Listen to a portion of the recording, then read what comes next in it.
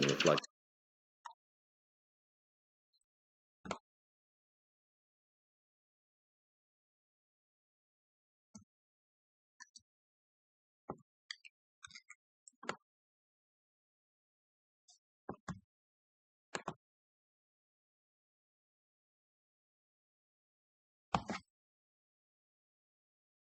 Imagine finding your pregnant daughter dead on her bedroom floor.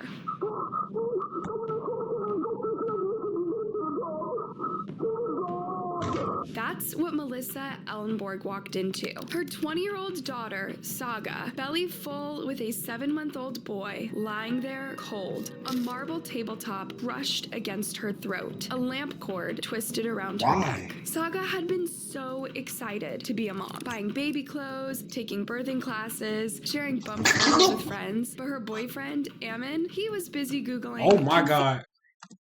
Sharing bump photos with friends, but her boyfriend, Look at Ammon, this dude. Look at his teeth, bro. Look at how big his gap is. Look at that nigga forehead, bro. You could do tic-tac-toe on that nigga shit. Clipboard forehead at. Chalkboard forehead at. And then nigga got a sky top. He was busy I don't know why you Googling married him, nigga. Confucius You should have known something was wrong. Can't trust a died nigga in from the sky kicking top. and begging other women to kick Saga's stomach. He couldn't handle telling his family about his white Christian girlfriend. So instead of manning up, he decided to solve his problem by strangling the mother Send of her his to the child while she gulag, bro. slept. Like, you couldn't have found another way. Maybe divorce, adopt the kid. I don't know.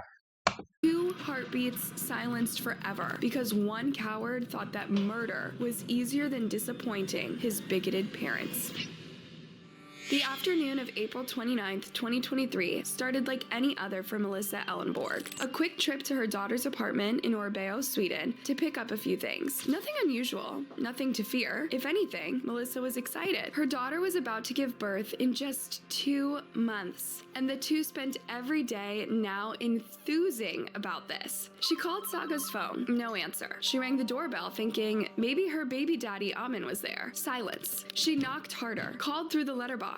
Nothing. When she tried her key, she discovered something odd. The door was already unlocked. Saga never left the door unlocked, ever. Even for trips to the basement or mail collection, something was You left it water unlocked? running in the kitchen. And then they be wanting us to feel bad for them in these scary movies. And Melissa turned it off, calling out her daughter's name. The apartment felt too quiet, too still. Then she walked into the bedroom, already calling her other daughter, Julia. There, between the bed and the TV stand, lay Saga, her beautiful 20-year-old daughter, cold, blood on her face, her long hair matted with red, a heavy marble tabletop crushed against her throat, a lamp cord wrapped around her neck. Melissa screamed into the phone. Ted Bundy. Ted Bundy method. Sister Julia could only listen helplessly as her Jeffrey mother's Dahmer world type method. shattered. Her call to the emergency Bro services took notes. is beyond heartbreaking. Bro took notes from the worst of the worst.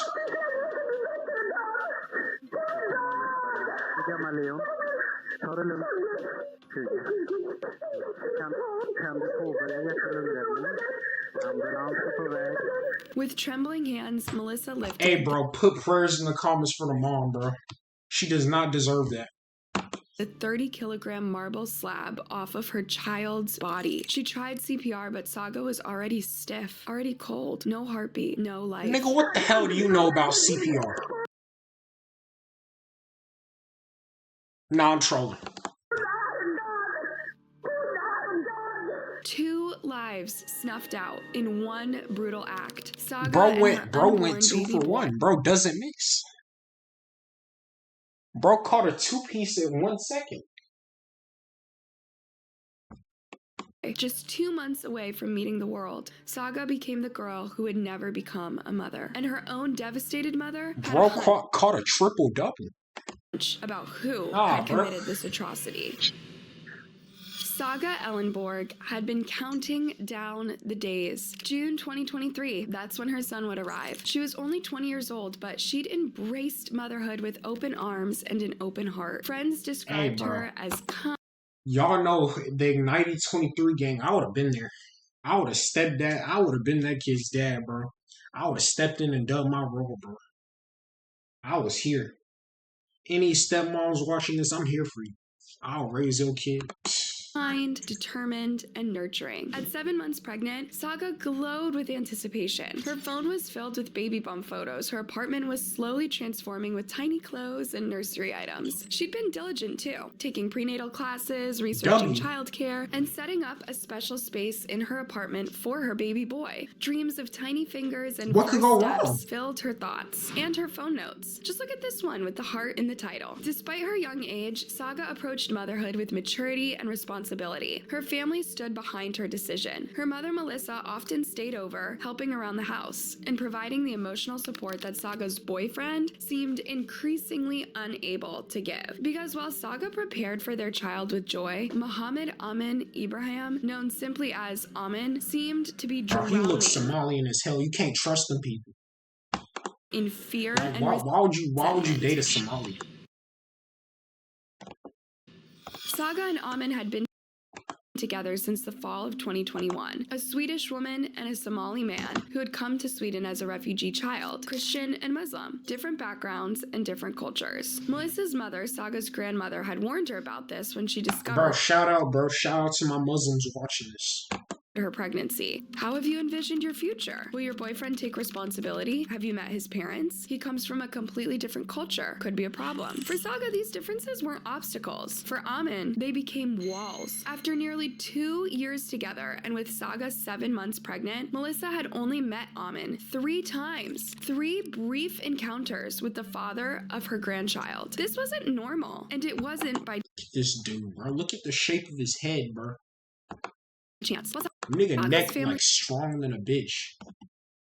Knew everything about the relationship and pregnancy. Amin's family knew nothing. 0. For months, he had hidden Saga from them. No mention of his girlfriend, no announcement of their child, no preparation for their future together. Amin claimed his conservative Somali Muslim family would reject him for being with a Swedish Christian woman, that they would disown him for having a child out of wedlock, that he would lose everything if they knew. Whether his family would actually have reacted this way, we'll never know, because Amin never gave them the chance. When Saga first discovered her pregnancy, Amin pushed for an abortion. Forcing abortion on someone is violence. Pure and simple. A woman's body and her choice, not her boyfriend's and not his family's. Saga stood her ground against his pressure. Her baby, her decision. Her strength spoke volumes about who she was, and his attempt to control her body warned of darker control to come. When Saga said she'd raise the baby alone if necessary, Amin seemed to reluctantly accept fatherhood. They even planned to move into a larger apartment on May 2nd, 2023, with Amin covering the rent. But as Saga's due date approached, the pressure mounted, and Amin was living 2 separate lives. Boyfriend and father-to-be with Saga, dutiful son at home. Nigga looked like Jimmy from Hey Mark. And the walls between them were crumbling. On April 28th, 2023, Saga was anxious. Tonight was the night. Amin had promised to finally tell his family everything. About her, about the baby, about their plans to move in together the following week. This wasn't the first time you should have known that. These niggas don't want to be dads. Nigga, I don't want to either. He's black. What did you expect? Him to raise that kid? Hell no. Had promised to tell his family. Far from it. He'd made the same pledge before, only to back out last minute. Empty promises and bold claims were his middle name. You see, Amin only seemed to make these grand commitments when Saga finally stood her ground, when she demanded respect. Should know damn well that nigga wasn't gonna raise that damn kid. Broken promise chipped away at her trust, but she still hoped. She still gave him one more chance to do the right thing. Saga met her mother and friends at Mocha Deli that afternoon, but she couldn't focus on the conversation. Her eyes kept darting to her phone, waiting, wondering, would Amin follow through this time? By 7:30 p.m., she couldn't take it anymore. She left early, heading back to the apartment. Amin said he'd come over around 11 p.m. after talking to his mother, who was supposed to return from work at 10 p.m. But police would later discover that Amin's mother had actually arrived home much earlier, around 3 p.m. Had he already spoken to her? Had he chickened out again? Or had this all been a lie from the start? Imagine getting called chicken by Anna Songs. I'd never take that. I'd never let a person like this talk to me. That fake ass Bitmoji, ugly ass Bitmoji. What we do know is that between 11:13 and 11:15 p.m., Amon composed a text message to Saga. It says that he wouldn't tell his parents about her, that they wouldn't move in together, and that he couldn't lose his family. But he never sent it. Instead, as midnight approached, Saga sat alone in her apartment, messaging Amon nervously. "Just take it easy. It'll be fine, babe," she encouraged him, trying to calm his alleged nerves about the family conversation. He replied, "Feels like I can almost feel my heartbeat all the way down to my stomach." Later, so now you acting like a bitch in front of the hoes, nigga. Sounds like she the man in the relationship, nigga. To have told one person who took in front of the bitches, I'm the biggest man, nigga. I'm Mr. Incredible in front of the bitches. Dried, but investigators found no evidence that Amon had told anyone in his family about Saga that night. At 12:53 a.m. on April 29th, Saga sent her final message. "Baby, talk to me." She would never send another. While Saga spent her final evening alive, worrying about she'll never send another. Amon had already decided on a different path. What a surprise, Phone records would later reveal that Amon's cell phone was inactive between 12:22 a.m. and 1:57 a.m., the exact window when the coroner estimated Saga's death occurred. His friend Samir tried calling him at 12:28 a.m. at Saga's request, but the call went unanswered. Most damning of all, cellular data. Oh, I see why he did. You had his friend's number? See, girls shouldn't be able to do that. Near Saga's apartment during these crucial hours. You can't have my homie's number and I'm dating. As I had too many girls I was like that and they ended up cheating. He later claimed. Investigators believe Amon entered Saga's apartment using his spare key while she was asleep. The crime scenes told the story. One side of the bed had a depression, indicating Saga had been lying there alone. There was little sign of a struggle throughout the apartment, suggesting she was caught off guard by someone she trusted. The coroner's report painted a horrific picture. Saga was strangled and suffocated, first with the lamp cord wrapped around her neck, and then with the crushing weight of the 30-kilogram marble tabletop pressed against her throat. She fought for her life for 5 to 10 excruciating minutes. 7 months pregnant, she would have struggled to get up under the weight of the marble slab, which left impressions on her neck and thigh. After killing Saga, Amon staged the scene to look like a robbery. Drawers pulled out. And this nigga can't fight. You had a pregnant woman squabbling with you for 7 minutes? Scattered on the floor, but nothing valuable was taken. No sign of forced entry. The charade was just as transparent as it was callous. This wasn't the first time that Amon had contemplated harming Saga and their unborn child. Text messages recovered from November 2022 revealed that Amon had asked a woman named Diana Hewson to kick Saga's belly to induce a miscarriage. Thankfully, Diana was not a monster. She even contacted Saga to let her know what. This is the thing I don't get. These women are reaching out not knowing that they could become suspects. And mind you, she probably has a boyfriend of herself. Amon was up to. And that wasn't the only topic they discussed. It turns out Amon was also sleeping with Diana. Yeah, the guy who was so worried about preserving his family's honor was a cheater too. Diana's last text to Saga read, "I hope you realize your worth. You deserve better." Saga told her, "So do you." 2 days later, Saga would be dead. When Saga discovered this shocking betrayal and confronted Amon, damn, she just rubbed it in your face. She's basically saying, I slept with your nigga. You deserve better. He's staying with me. I never take that. To convince her it wasn't true. Made it sound like Diana was crazy. But it gets even more sickening. On one of the searches found on Amon's phone, it read, "Can fetuses die from kicking?" These weren't actions of a man caught in a momentary rage. They were calculated moves of someone who had been contemplating violence against Saga and their unborn child for months.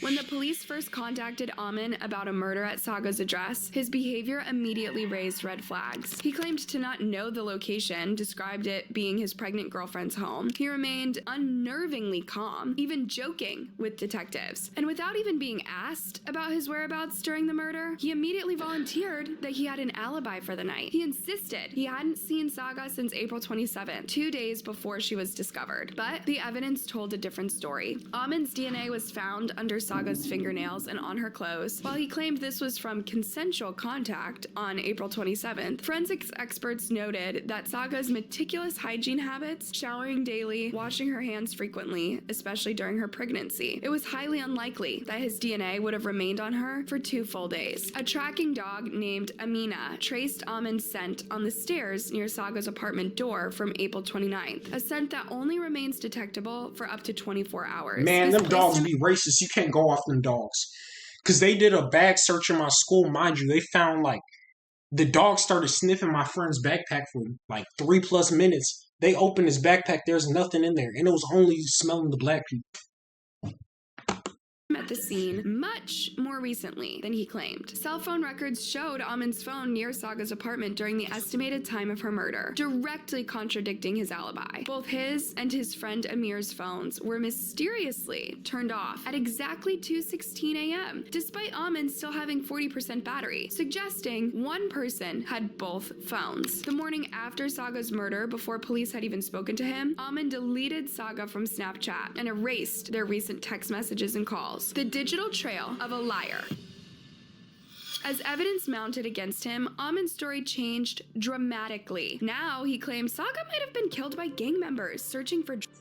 He spun an elaborate tale about receiving a bag containing money and illegal items, using some of the contents, and then directing angry gang members to Saga's apartment. But this desperate fabrication collapsed under scrutiny. If Amin truly feared violent gangs, why was he living openly at his own residence? No evidence linked any illegal items to the crime scene. No DNA or forensic evidence pointed to other suspects. And Amin's own friends testified under oath that they were unaware of any gang affiliations. The footprint found in Saga's apartment that didn't match Amin's remained the lone unexplained element, but it wasn't enough to overcome the mountain of circumstantial evidence against him. So it wasn't him. On June 5th, 2024. See, y'all just love to frame a black man. Y'all found a shoe that wasn't his and y'all gonna say it's him? More than a year after Saga's murder, the Swedish court delivered its verdict. Mohammed Amin Ibrahim was sentenced to life in prison for the murder of Saga Ellenborg. The court declared it an honor-related crime, shaped by Amin's personal fear of ostracization and his inability to reconcile his family's cultural expectations with his relationship with Saga. The family Nah, bro, it had nothing to do with race, bro. You just cold-blooded, bro. But you going down there with King Vaughn, bro. You're not Saga going to is heaven. a cruel. At least not as I think you should. But that's between you and God, bro. With an honor motive. To the shock of Saga's family, Amin was not charged with the murder of their unborn child. Throughout the trial and after sentencing, Amin maintained his innocence. He claimed, "I love Saga and our common child, and have never had any thoughts, ideas, or plans to kill Saga. Violence is not in my nature." His words rang hollow against the evidence of his Google searches, his attempts to have others harm Saga's pregnancy, and the brutal manner of her death. For Saga's family, the verdict brought a measure of justice, but could never heal the wound of losing her and the grandson that they would never meet. She was so happy. She would move to a new apartment and start her life as a mother. "This is the worst thing imaginable," Melissa said of her daughter. Another relative wrote on social media, "Saga was 20 years old and longed to be a mother to her boy who was waiting in her belly. In brutal and completely inhuman ways, someone took your everything from you. They took your life and the life of your little boy." The court labeled Saga's murder as an honor killing, but there was nothing honorable about it. Prosecutor Elizabeth Anderson described the murder as taking place in an honor context because Amin wanted to preserve or restore his and his family's honor by killing the woman who was carrying his child. But what kind of honor demands the slaughter of an innocent woman and her unborn child? What honor is preserved by a sleeping, pregnant 20-year-old who wanted nothing more than to build a life with you and raise your son? There is no honor in cowardice, no honor in deception, no honor in murder. The tragedy of Saga Ellenborg exposes the bitter irony of these so-called honor killings. They are, at their core, among the most dishonorable acts imaginable. Violence against vulnerable loved ones to preserve a twisted, selfish image of personal or familial reputation. discrimination. Let's call it what it is: racist and hateful at its core. What kind of family honor demands racial or religious purity in relationships? What kind of twisted value system places ethnic bloodlines above human life? In 2025, this backwards thinking has no place in our world. A baby's worth isn't determined by its mixed heritage. Only hate does that. Amin's concern about bringing home a white Christian girlfriend Hey, bro, we support women over here. I will not. Women come first. I'm a real feminist.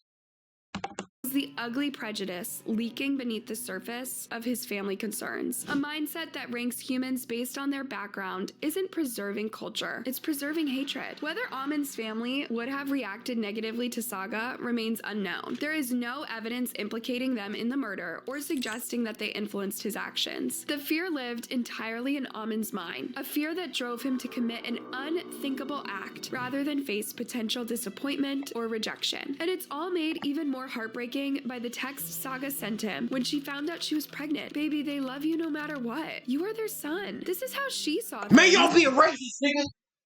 Y'all saying this because the nigga black, nigga. Y'all know he ain't gonna raise a kid. Y'all saying this because the nigga black. Of course they say it's a black nigga. If that was a white nigga, the family would have supported the nigga. This is how she thought his family would react in the end, but he wasn't listening.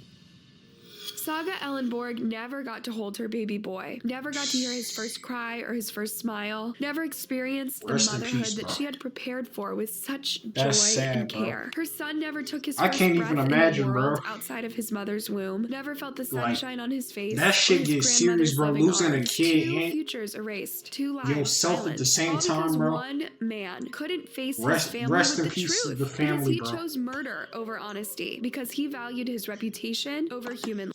I had a friend who got killed like that, bro. That shit get real serious, bro, because then you lose two people. Life. Saga's story reminds us of the precious fragility of life and the devastating consequences when fear and cultural pressure override basic human decency. It forces us to confront uncomfortable questions about cultural assimilation, family expectations, and vulnerable positions of women caught between two worlds. For her family, no verdict can bring Saga back. No sentence can fill the void left by her absence and the grandson that they'll never know. But in telling her story, we can ensure that Saga Ellenborg is remembered, not just for how she died, but for how she lived, with joy, with hope, and with love for the child she carried. And we remind ourselves that true honor lies not in controlling others through fear and violence, but in the outrage to live honesty, to treat others. Rest in peace, Alasia, bro. We used to fuck with her almost every day, bro. And to cherish life in all of its forms. Saga and her son deserved that much. They deserved everything. Stories like Saga's shake us to our core. They should, but I have to ask, could her murder have been prevented? Was this really about honor, or was it just about control? Some will blame the culture, and others will blame the individual. Where do you stand? If you've made it this far, you clearly care about these tough topics, so hit that subscribe button and join our community of people who refuse to look away when others suffer. Did Amin's family bear any responsibility here? That shit real serious. Like, that shit not nothing to play with, bro. Rest in peace. Rest in peace. I'm finna go beat my meat. I'll see y'all on another stream. I'm finna go beat my meat. Yeah, I'm finna go beat my shit. What else? What else do I have to do, nigga?